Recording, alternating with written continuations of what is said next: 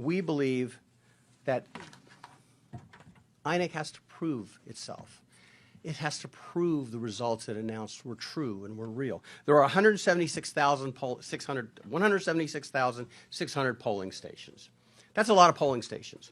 INEC's rules required each polling station to collect the votes, count the votes, and they do it the old-fashioned way. They get the paper votes, they count them. They put them in stacks for each of the primary candidates. They were to gather those results, publish the local results, and then transmit the results, and ultimately they would go to Abuja and be certified. Well, what happened was they published some of the results early on, and then they took them down. And so what they have is something that looks a little bit like this, scribbling, when it used to look like this, where it was written.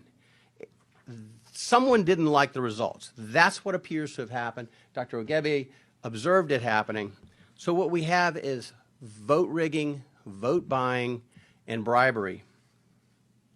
So despite INEC's efforts, nothing good happened. And we're back to the same old thing, the same old efforts.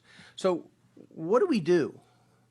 What do we do in the United States? What do we do as members of the diaspora? What do we do as international attorneys or international law folks? What do we do to ensure democracy can thrive? That the promise of 1960 can become true again, hopefully. Well, we are asking that INEC throw open the curtains and let the full light of truth come in to prove the transparency and the veracity of the results they've announced. If the results are true, they should be able to prove it. It is absolutely not extraordinary to ask them to prove it. Show me your math. We've all gone to school. Show me your math. You've got a number. Show me how you got to that number. Prove what you did. There can be no debate that the initial investigations indicate that they were savaged. The rules were savaged. The rights of the electorate were savaged. It was polluted by blatant and widespread corruption. And as Dr. Lloyd said, the four horsemen of democracy's doom, bribery, intimidation, insecurity, and vote rigging, appeared to trot and run roughshod all over the nation. They were harnessed to skew the results.